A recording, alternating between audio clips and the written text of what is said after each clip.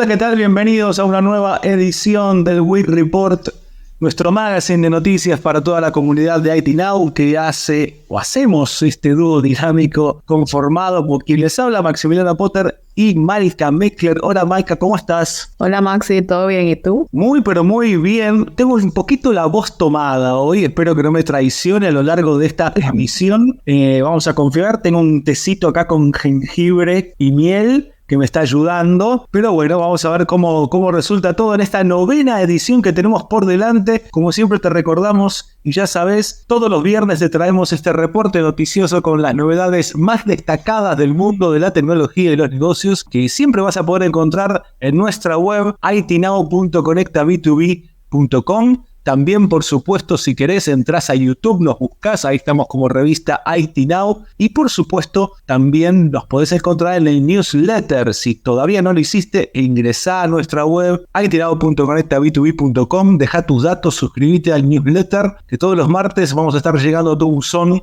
entre noticias muy pero muy interesantes. A ver, ¿qué tenés para arrancar esta edición número 9 del Week Report, Mal? Maxi, el 2024 ha sido catalogado como el año de la inteligencia artificial y las energías renovables, esto de acuerdo a un nuevo estudio de McKinsey, que dice que la adopción y el desarrollo de tecnologías avanzadas, especialmente la inteligencia artificial y las energías renovables, están tomando el mundo por sorpresa y están siendo las principales y las más desarrolladas. En cuanto a energías renovables, tecnologías como la energía solar, eólica, nuclear y el hidrógeno, junto con soluciones de almacenamiento de larga duración, se han convertido en una necesidad crucial para cumplir con los objetivos del Acuerdo de París. El estudio indica que la adopción de estas tecnologías no solo crea un aumento en el empleo, que se ha visto un 8% de aumento en ofertas laborales, sino que también impulsa la innovación y el interés empresarial. Otras áreas de innovación también que menciona el estudio incluyen la movilidad con vehículos autónomos y eléctricos y la movilidad aérea urbana, avanzando hacia una adopción masiva. Lo venimos hablando como que desde el primer episodio, la inteligencia artificial ya existía, ya se había trabajado, pero no cabe duda que este último año y medio ha tomado una fuerza inigualable y está llevándose al mundo entero. Sí, tal cual, y se está llevando puesta todo lo que tiene que ver con la infraestructura eléctrica, porque la enorme demanda energética de la inteligencia artificial generativa justamente está poniendo al límite, ¿no? Está probando cuáles son las fronteras de la infraestructura eléctrica, al menos en Estados Unidos, y hay algunos datos muy interesantes para complementar lo que decís, y es empezar a tomar dimensión de el costo de lo que nosotros hacemos, ese costo invisible de lo que nosotros hacemos con herramientas de inteligencia artificial, lo que conlleva por detrás. Por ejemplo, una consulta en ChatGPT emplea 10 veces más energía que una búsqueda en Google. Para que lo tengan en cuenta, ahora cada vez que le hacen una pregunta a ChatGPT, 10 veces más energía que una búsqueda en Google. Y otro dato, generar una imagen de inteligencia artificial utilizando, no sé, Midjourney, utilizando DALL-E, consume tanta energía como cargar tu celular, como cargar de energía eléctrica tu móvil. Sin duda la revolución de la inteligencia artificial ha provocado un auge en la construcción de centros de datos, por supuesto, ¿no? Impulsando una enorme demanda de energía para poder no solamente operar, sino también enfriar los servidores que involucran todas estas tareas. Y esta situación está generando preocupaciones sobre la capacidad, al menos en Estados Unidos, que son los datos que tenemos, para generar suficiente electricidad, más teniendo en cuenta que el sistema eléctrico, como cualquier sistema eléctrico en cualquier país, está envejecido, no da abasto para estas cuestiones. Y el problema, como bien mencionabas, no es nuevo, pero se está acelerando. Ya en 2019 se estimó que entrenar un modelo de lenguaje grande, como puede llegar a ser el caso justamente el de OpenAI, producía tanto dióxido de carbono como todo el ciclo completo de vida de 5 automóviles a gasolina. Como para que tengamos una idea de entrenar un modelo como el de ChatGPT. Bueno, eso consume toda la vida útil de 5 autos. El último informe ambiental de Google muestra un aumento del 50% en las emisiones de gases de efecto invernadero entre los años 2019 y 2023, que es cuando se produce justamente la explosión de la inteligencia artificial. Y en parte debido al consumo de energía de los centros de datos, ¿no? Y si, para sumar a esto, hay datos también de Microsoft. O sea, los de Microsoft, las emisiones de Microsoft aumentaron casi un 30% en los últimos 4 años por razones similares. La situación es hasta tan absurda que y esto es un dato que estuvimos publicando en un artículo de IT Now, que en Kansas, donde la empresa Meta está construyendo un centro de datos pura y exclusivamente orientado a inteligencia artificial, las necesidades de energía son tan grandes para ese dato que se pospuso el cierre de una planta de energía a carbón. Es una verdadera locura. Estamos alimentando con carbón uno de los elementos más contaminantes del mundo. Estamos alimentando las necesidades de la inteligencia artificial. Se calcula que existen alrededor en el mundo hoy 8.000 centros de datos.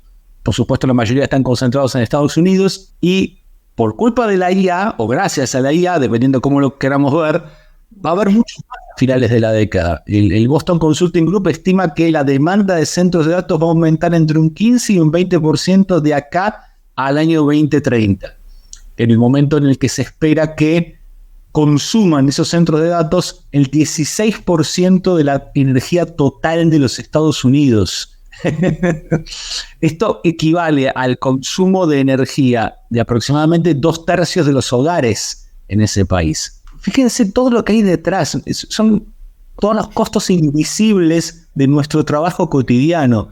Y esto también está provocando un verdadero problema a nivel inmobiliario, porque claro, la industria está buscando lugares, la industria tecnológica está buscando espacios que tengan acceso a fuentes de energía en lo posible renovables, por supuesto, la energía eólica, la solar, otras infraestructuras que puedan aprovecharse, ya sea como parte de un programa de incentivos para convertir una planta de carbón a gas natural, que es algo menos contaminante, o no sé, cada vez buscando formas nuevas de aprovechar la energía con instalaciones nucleares. No es casualidad que OpenAI le esté echando el ojo a las plantas nucleares para justamente empezar a abastecer las necesidades de un centro de datos. Y en Santa Clara, por ejemplo, en California, que ha sido durante mucho tiempo uno de los puntos más calientes de los Estados Unidos para instalar un clúster de centro de datos, porque claro, la mayoría de las empresas tecnológicas están ahí, Silicon Valley, etcétera, etcétera. Bueno, ya algunas empresas están observando una ralentización en California debido justamente a la falta de disponibilidad de energía, porque las empresas de servicios públicos de esa área ya no están dando abasto. También es un fenómeno a tener en cuenta y empezar a ser consumidores conscientes, ¿no? Nos maravillamos con las ventajas de la inteligencia artificial, con todo lo que trae la tecnología, pero bueno, empezar a asociar a los costos asociados y esos elementos ocultos que hay en los trabajos que hacemos día a día, ¿no? No, impresionante esos datos, Maxi, la verdad, que es algo que a veces uno ni siquiera se cuestiona, uno nada más está acostumbrado a utilizar esas herramientas que sean parte de su día a día y no vemos qué hay detrás de todo este tipo de uso. Así es, así es, así es. ¿Qué más tenés? Seguimos con inteligencia artificial, esta vez hablando un poquito sobre OpenAI, quien busca reducir su dependencia de NVIDIA desarrollando sus propios chips de inteligencia artificial en colaboración con Broadcom. Esta estrategia incluye la contratación de expertos en diseños en chips, la mayoría que provienen de Google, algo muy interesante. Con el objetivo de crear sus propios chips, OpenAI pretende controlar mejor los costos y mejorar la eficiencia.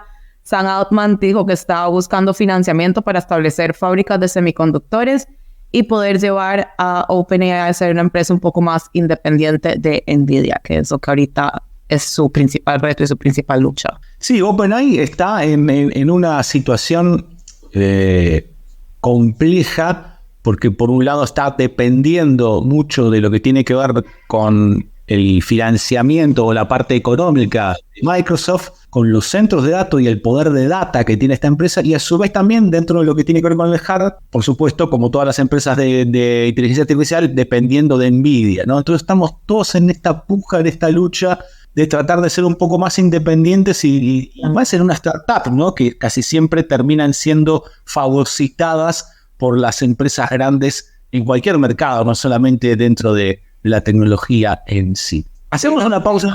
Sí, decime, claro. No, perdón, te iba a decir que creo que es importante destacar también que el mercado de los chips de inteligencia artificial está proyectado a llegar a 71.300 millones para el 2025, cosa que a OpenAI también le debe pesar un poco. Y claro que sí, claro que sí. Y ya que hablas de millones y de millones de ganancias para algunas empresas, te quiero hablar de millones de pérdidas para otras empresas. A ver, seguramente habrás escuchado o hasta incluso habrás usado Twitch. en algún momento, no sé. He escuchado, sí. Tal cual me pasa lo mismo.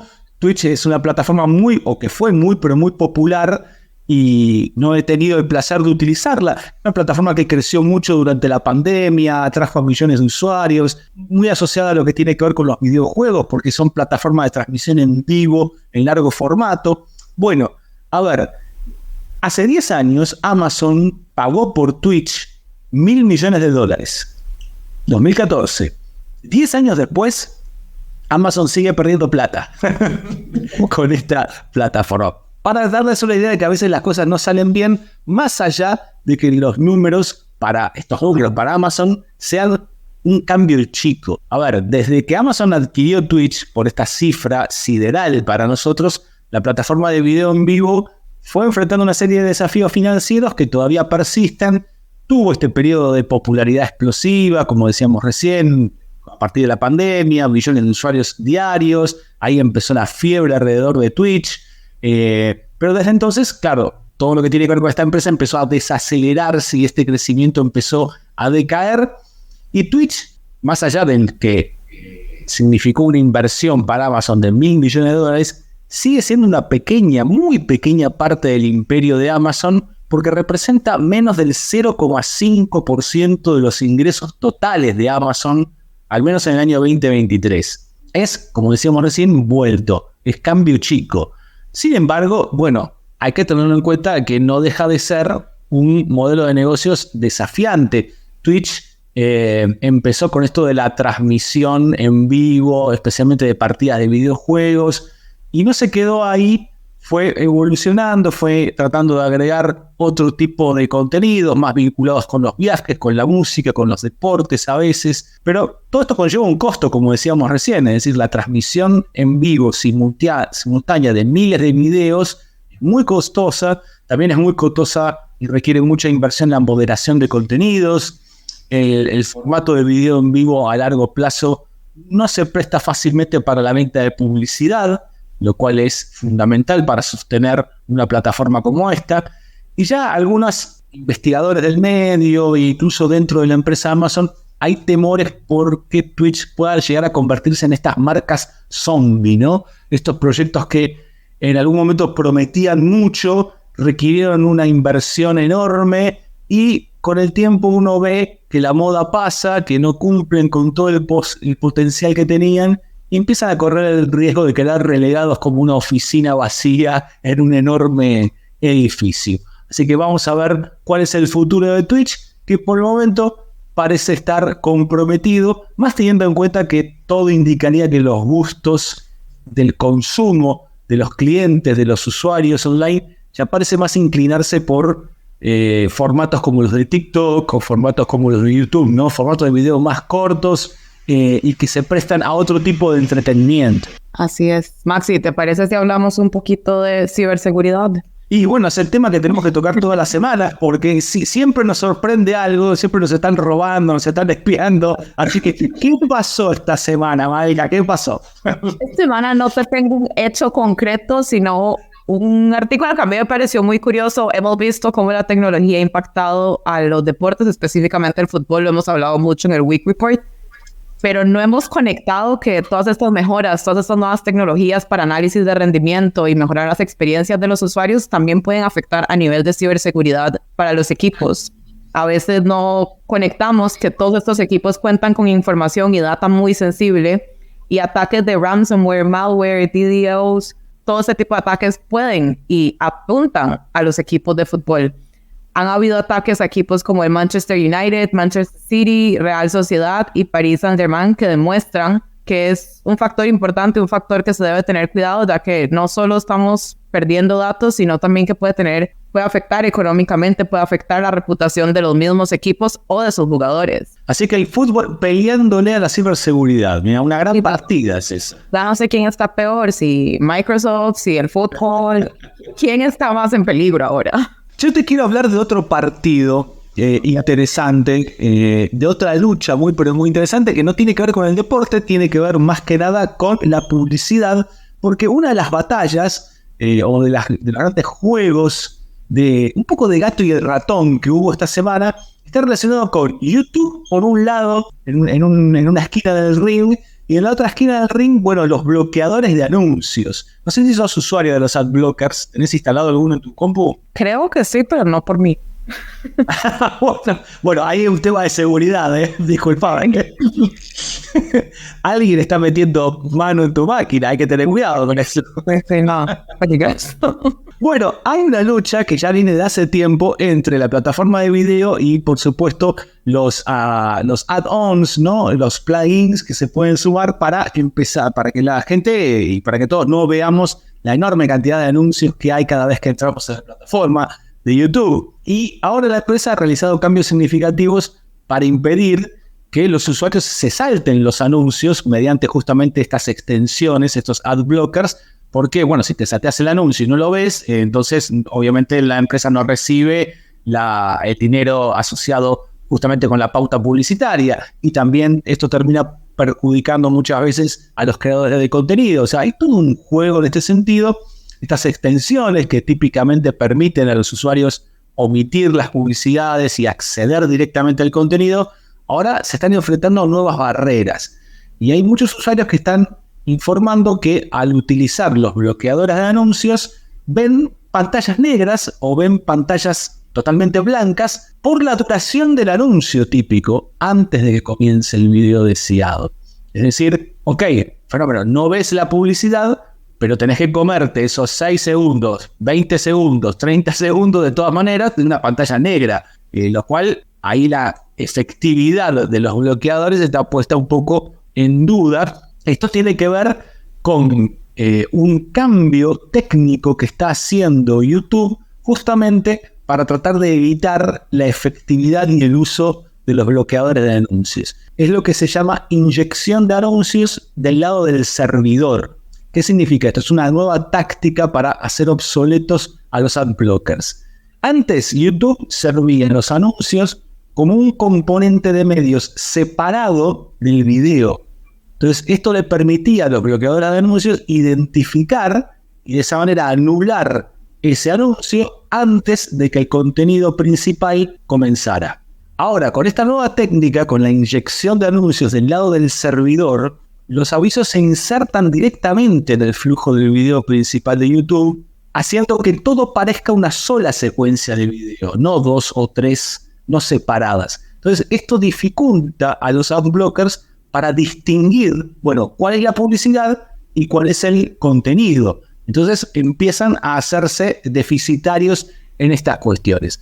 En última instancia, a ver, todo se termina diluyendo en una batalla de ingenio y adaptación, ¿no? Porque mientras YouTube continúa desarrollando nuevas estrategias para asegurarse los ingresos publicitarios, del otro lado hay un montón de cráneos, un montón de hackers, un montón de usuarios y desarrolladores que empiezan a ver, bueno, a ver, ¿cómo puedo burlar esta nueva limitación y adaptarse continuamente, manteniendo viva esta nueva lucha en el campo digital que, bueno, ya se extiende del fútbol o se extiende a nuevas áreas que no solamente tienen que ver estrictamente con lo técnico. Maxi, volvemos un poco a la inteligencia artificial, pero ahora a una propuesta planteada por líderes tecnológicos como Jack Dorsey, Mark Zuckerberg y Elon Musk. Ellos apoyan la renta básica universal para enfrentar los efectos de la automatización y la inteligencia artificial en el empleo. Esta renta proporciona pagos periódicos a todos los adultos sin restricciones. Por su parte, Musk considera que esto es crucial para evitar desigualdades. Lo hemos tocado en varios episodios también, cómo la inteligencia artificial está impactando a nivel de trabajos para las diferentes edades, pero a nivel general más que todo. Por su parte, Sam Altman ha financiado investigaciones sobre este tema también, mostrando que ayuda a cubrir necesidades básicas y mantiene la participación laboral.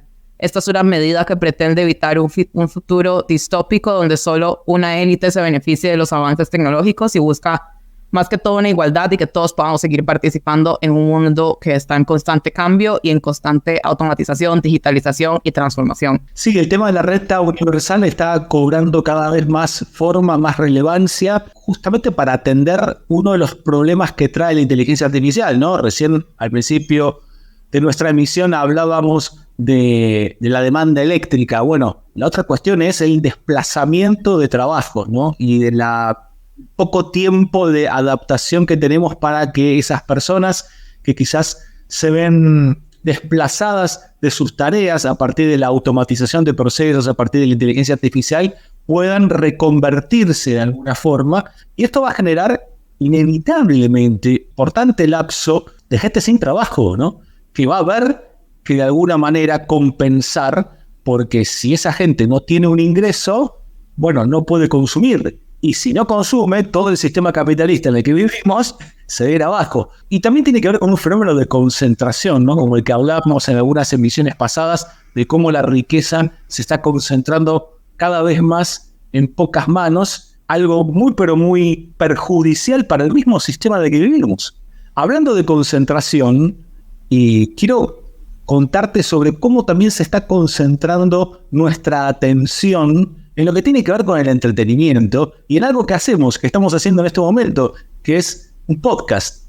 El mundo del podcasting ha pasado de ser, como bien saben, un espacio abierto a que cualquier entusiasta con un micrófono, bueno, se compre el equipo necesario y haga su propio programa, a convertirse muy rápidamente en una industria enorme y dominada por un selecto grupo de megaestrellas. Hay casos muy pero muy particulares, especialmente en Estados Unidos, que es donde el mercado está más desarrollado, donde tenés programas como el del humorista Alex Cooper, que está cerca de firmar un acuerdo por $100 millones con Cyrus, que es una de las principales plataformas de podcasting en el país del norte.